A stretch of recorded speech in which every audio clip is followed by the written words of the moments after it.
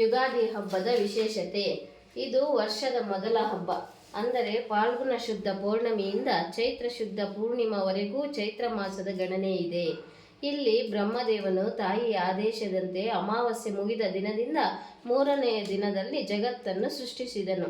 ಈ ಸೃಷ್ಟಿಸಿದ ದಿನವೇ ಯುಗಾದಿ ಎಂದು ಕರೆದರು. ಈ ದಿನದಲ್ಲಿ ಬ್ರಹ್ಮನು ವರ್ಷ, ಮಾಸ, ಪಕ್ಷ, ತಿಥಿ, ಕರಣ, ಯೋಗ, ಹಗಲು, ರಾತ್ರಿ, ಮುಹೂರ್ತಗಳನ್ನು ಸೃಷ್ಟಿಸಿದನು. ಇದೇ ಯುಗಾದಿಯ ಮಹಿಮೆ ಎನಿಸಿದೆ. ಈ ಯುಗಾದಿಯಲ್ಲಿ ಎಲ್ಲವನ್ನೂ ನಾವು ಪೂಜಿಸುವುದರಿಂದ ಬ್ರಹ್ಮನ ಸೃಷ್ಟಿಯನ್ನೇ ಪೂಜಿಸಿದಂತಾಗುವುದು. ಈ ಕಾರಣದಿಂದ ಯುಗಾದಿಯಲ್ಲಿ ವಿಶೇಷವಾಗಿ ಪೂಜೆ ನಿರ್ಮಿಸಿದ್ದಾರೆ. ಬ್ರಹ್ಮನು ಸೃಷ್ಟಿ ಮಾಡುವಾಗ ಕಣ್ಣನ್ನು ಅರ್ಧವಾಗಿ ಮುಚ್ಚಿದ ಕಾರಣ ಅಮಾವಾಸ್ಯೆ ಆಯಿತು. ತಕ್ಷಣ ಎಚ್ಚೆತ್ತುಕೊಂಡು ಸೃಷ್ಟಿ ಮಾಡಿದ ದಿನವೇ ಪೂರ್ಣಿಮಾ ದಿನದ ಪಾಡ್ಯಮಿ ತಿಥಿಯಾಯಿತು. ಇಲ್ಲಿ ಬ್ರಹ್ಮದೇವನು ನವಗ್ರಹಗಳಿಗೆ ಆಧಿಪತ್ಯವನ್ನು ಕೊಟ್ಟನು. ದಿಕ್ಪಾಲಕರಿಗೆ ವೃಷ್ಟಿ ಅನಾವೃಷ್ಟಿಗಳನ್ನು ಮಾಡುವಂತೆ ಅನುಗ್ರಹಿಸಿದನು.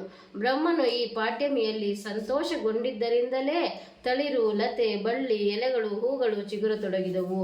ಅಲ್ಲಿ ಬಹುಕಾಲದ ಹಿಂದೆ ರಾಕ್ಷಸರು, ದೇವತೆಗಳು ಪರಸ್ಪರ ಶತ್ರುಗಳಾಗಿ ಬದ್ಧ ದ್ವೇಷದಿಂದ ಕೂಡಿದ್ದರು. ಹೀಗೆ ಇರಲು ವಜ್ರದಂತನೆಂಬ ರಾಕ್ಷಸನು ಅತ್ಯಂತ ಬಲಶಾಲಿಯಾಗಿದ್ದು ಬ್ರಹ್ಮನು ಸೃಷ್ಟಿಸಿದ ಲತೆ, ಬಳ್ಳಿ, ಗಿಡ ಮತ್ತು ಮೂಲಿಕೆಗಳನ್ನು ನಾಶ ಮಾಡಹತ್ತಿದನು. ಆಗ ರಾಕ್ಷಸರು ದಿನೇ ದಿನೇ ವಿಶೇಷ ಬಲ ಹೊಂದಿದರು. ಆದರೆ ದೇವತೆಗಳ ಬಲ ಕ್ಷೀಣಿಸತೊಡಗಿತು. ಇದನ್ನು ಕಂಡ ದೇವತೆಗಳೆಲ್ಲರೂ ನಾರದರನ್ನು ಆಶ್ರಯಿಸಿಕೊಂಡು ವಿಷ್ಣುವಿನ ಹತ್ತಿರ ತೆರಳಿದರು. ವಿಷ್ಣುವಿಗೆ ಎಲ್ಲವನ್ನೂ ನಿವೇದಿಸಲು ಆತನು ದೇವತೆಗಳಿಗೆ ಅಭಯ ನೀಡಿದನು. ಆದರೆ ವಜ್ರದಂತನು ಶಿವನ ಭಕ್ತನಾಗಿದ್ದು ಆತನಿಂದ ವರ ಪಡೆದಿದ್ದನು. ಯಾವುದೇ ದೇವತೆಗಳಿಂದಲೂ ಸ್ತ್ರೀಯರಿಂದಲೂ ಮರಣ ಬರಬಾರದೆಂದು ವರ ಪಡೆದಿದ್ದನು. ಆದರೆ ಶಿವನು ಎಂದಿಗೆ ನೀನು ಕುಲದೇವತೆಯನ್ನು ಮರೆಯುವೆಯೋ ಅಂದು ನಿನ್ನ ಅವಸಾನವಾಗಲು ಎಂದು ವರವನ್ನು ಕೊಟ್ಟಿದ್ದನು.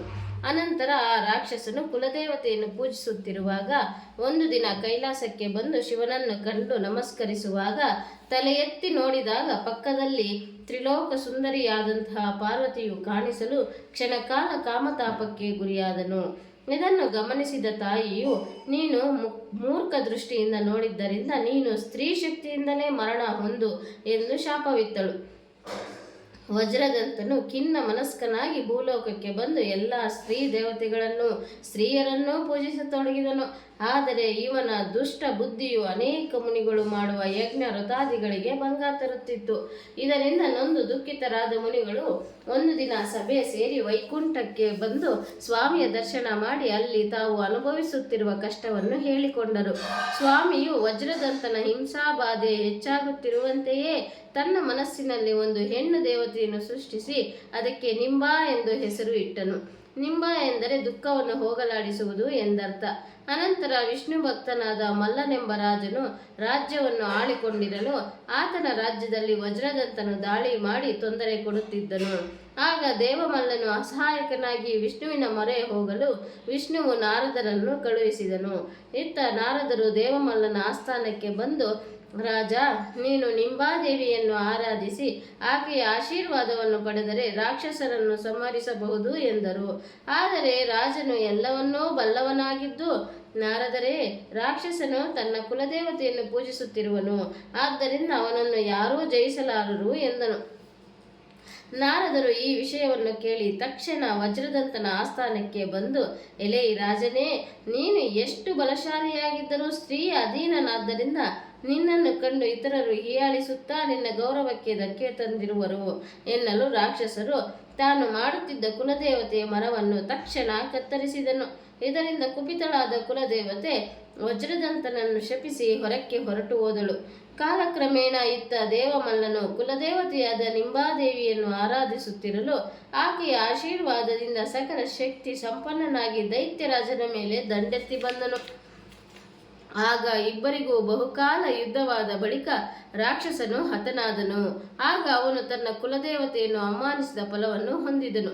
ಆಗ ಆತನು ತಾಯಿಯನ್ನು ಕುರಿತು, ಅಮ್ಮ, ನಿನ್ನನ್ನು ನಾನು ಭಕ್ತಿಯಿಂದ ಪೂಜಿಸಿದ ಕಾರಣ ಮುಕ್ತಿಯನ್ನು ಕೊಡು ತಾಯೇ ಎಂದು ಪ್ರಾರ್ಥಿಸಿದಾಗ ತಾಯಿಯು, ಎಲೈ ದೈತ್ಯ ಪುಂಗವ, ನಾನಿರುವ ಕಡೆ ನಿನಗೆ ಮೋಕ್ಷ ಸಿಗುವುದೆಂದು ಹೇಳಿ ಅದೃಶ್ಯನಾದಳು. ಆಗ ನಾರದರು ನಿಂಬಾದೇವಿಯನ್ನು ಪೂಜಿಸಿ ಆಕೆಯಿಂದ ಪ್ರಸಾದ ಪಡೆದರು. ತಾಯಿಯು ನಾರದರಿಗೆ ಬೇವಿನ ವೃಕ್ಷದ ಎಲೆಯನ್ನು ಕೊಟ್ಟಳು. ಭಕ್ತಿಯಿಂದ ನಾರದರು ಸ್ವೀಕರಿಸಿದರು. ಆದ ಕಾರಣ ಬ್ರಹ್ಮನ ಸೃಷ್ಟಿಯ ದಿನದಲ್ಲಿ ಯಾರೂ ಕುಲದೇವತೆಯನ್ನು ಪೂಜಿಸಿ ಬೇವಿನ ಎಲೆಯನ್ನು ಸೇವಿಸುವರೋ ಅವರ ದುಃಖಗಳನ್ನು ತಾಯಿಯ ಕರುಣೆಯಿಂದ ಸುಖ ಶಾಂತಿಯನ್ನು ಪಡೆಯುವರು.